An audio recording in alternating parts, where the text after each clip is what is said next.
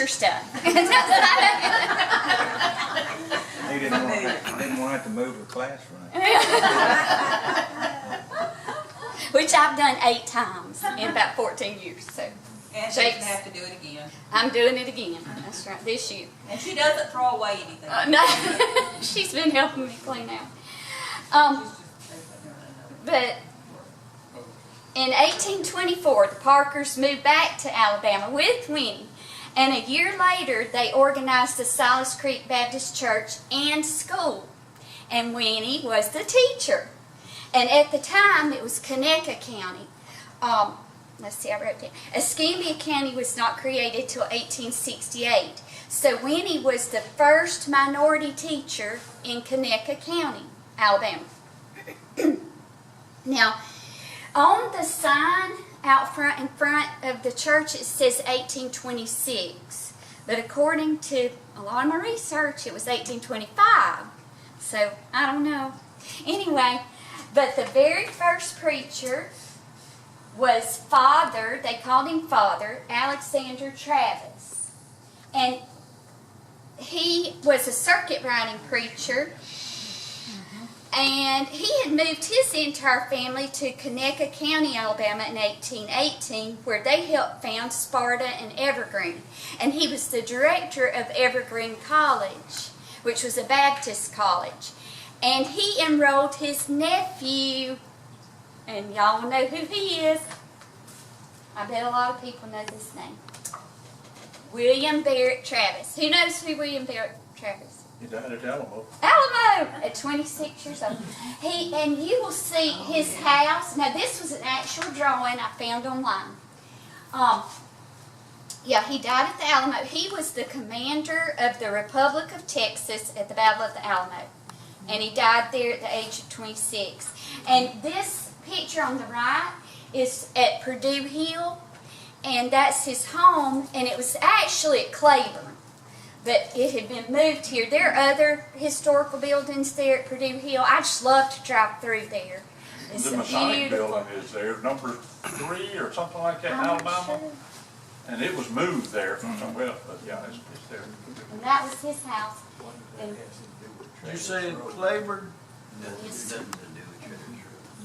Well, it's Purdue Hill, but at that time it was Claiborne. well, they moved it from Claiborne. They moved the house. Okay. It was not originally at Purdue Hill. Is it still there? It is at Purdue Hill.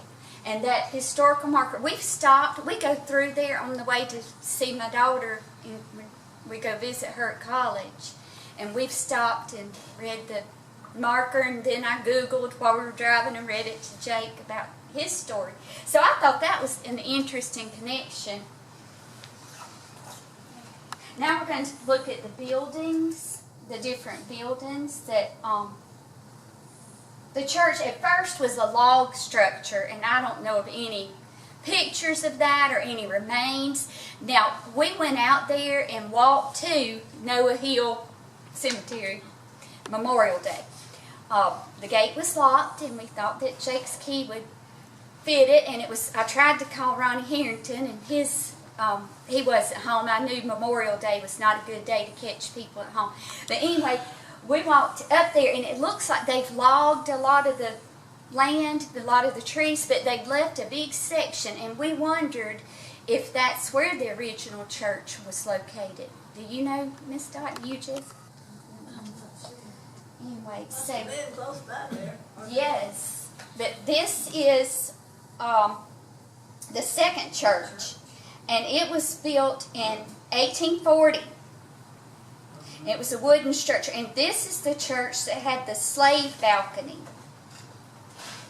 And according to the association minutes, which have been a gold mine for the research and the information, this was the old association, and if I'm not mistaken, it was the Bethlehem Association out of Frisco City.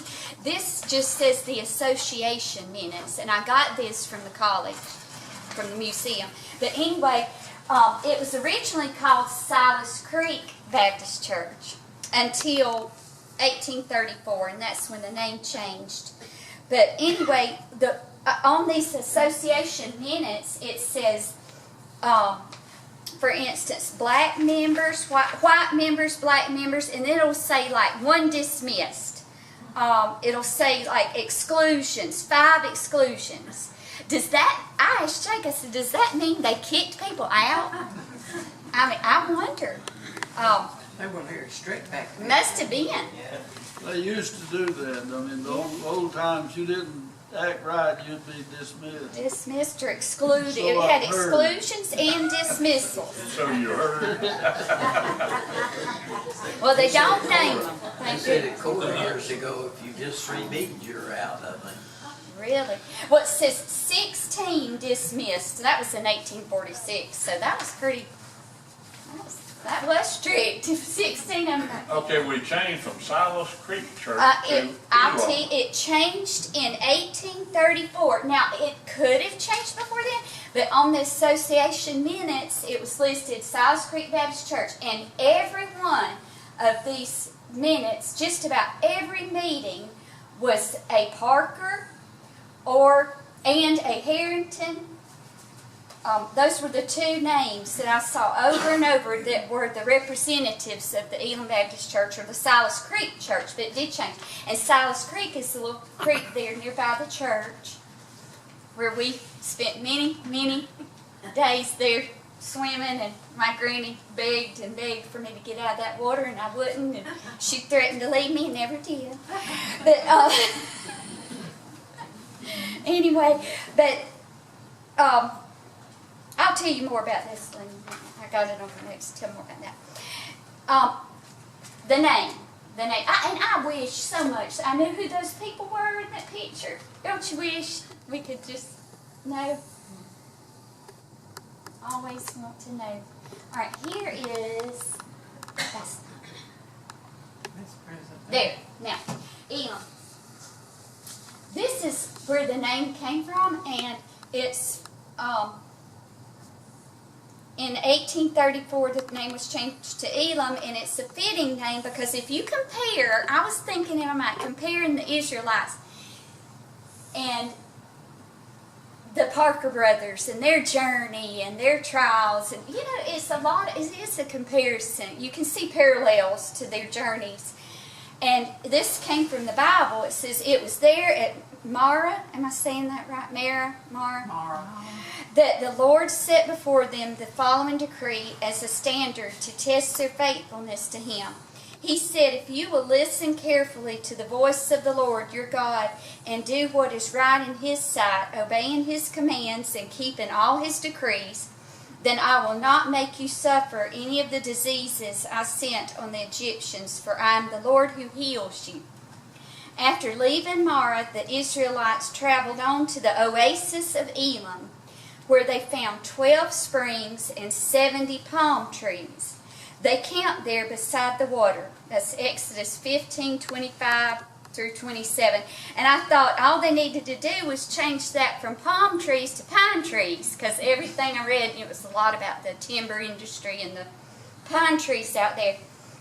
And there is a spring back behind the church. And you know, the Parkers were faithful in God's sight, and He did bless them with a long legacy. Parkers are still in that church. And they've been in that community since 1817, and their descendants. Our own Shelley Mock that teaches here first grade, you know, she's married to a descendant of the Parkers, Jessica's cousin. But when I was a little girl, I know y'all probably, some of you remember this, the old men would walk back there to the spring behind the church. And I always wondered, what are they doing? Because no girls were allowed to go.